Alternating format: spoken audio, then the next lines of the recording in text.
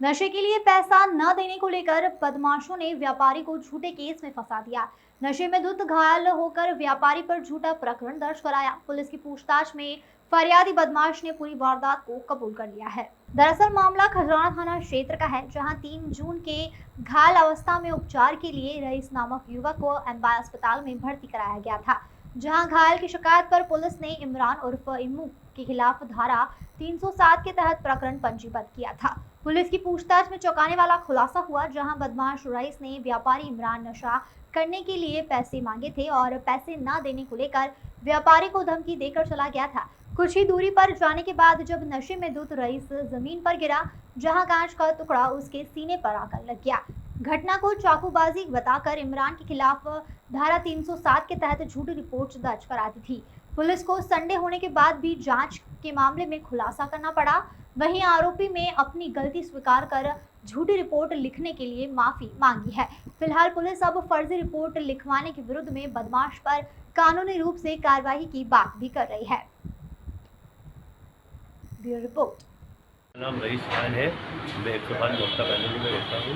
मेरा 3/6/2022 तो उस दिन मेरा झगड़ा हुआ था इमरान से, वहाँ पर सुल्तान बेजी हल के वहाँ। उसी दौरान मैं वहाँ से झगड़ा हुआ और मैं आगे बढ़ा तो मेरे से वहाँ पर किसी नशे की हालत में था। मैं वहाँ से जा रहा था तो मैं वहाँ से कहीं मेरे को चोट लगी तो मैं नीचे गिरा था। जिसी दौरान मेरे को सीने पे चोट आई थी तो मैंने इनके नाम की FIR दर्ज करवाई थी। मैं थाने आया था, थाने से एमबाई में मैंने इनके खिलाफ FIR दर्ज करवाई थी और ये मैं FIR। सर, एक बदमाश ने दुश्मनी को लेकर के फर्जी FIR पूरी कहानी रची थी, क्या था ये पूरा मामला? 3 जून को थाने पर सूचना आई थी कि एक व्यक्ति घायल अवस्था में उसको चाकू मारा है और उसके सीने के पास चाकू लगा हुआ था।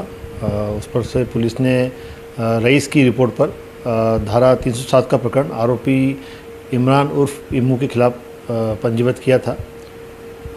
उसमें ये बात सामने आई थी कि आरोपी का कोई भी आपराधिक रिकॉर्ड नहीं था, लेकिन जो पीड़ित था, जो घायल था, उसका आपराधिक रिकॉर्ड था।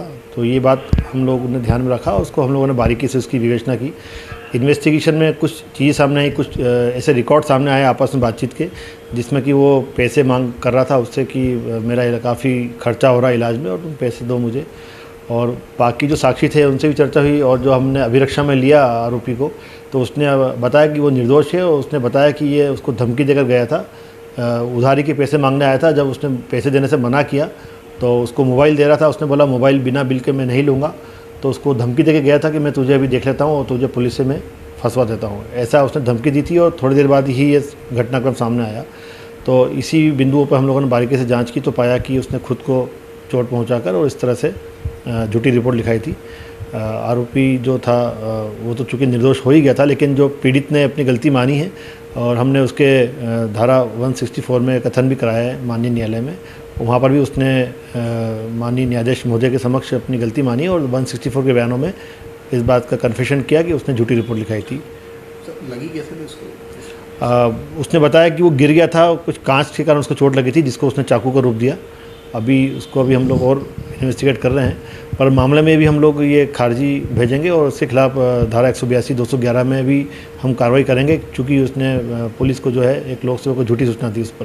सर, ये केस के कितने रिकॉर्ड और पूरा नाम क्या है? इसका नाम रईस मोहम्मद है और इसके 4-5 रिकॉर्ड है और नशे का आदी है और इस तरह से इसने इसको पैसा न देने की बात पर झूठा फंसाया। नशे के लिए पैसे मांगे? ये भी हो सकता है, नशा भी वो चूँकि करता ही है तो पैसे मांगे पर न देने पर उसने इस तरह से उसको झूठा फंसाया। इस पर हम लोग कार्रवाई किया।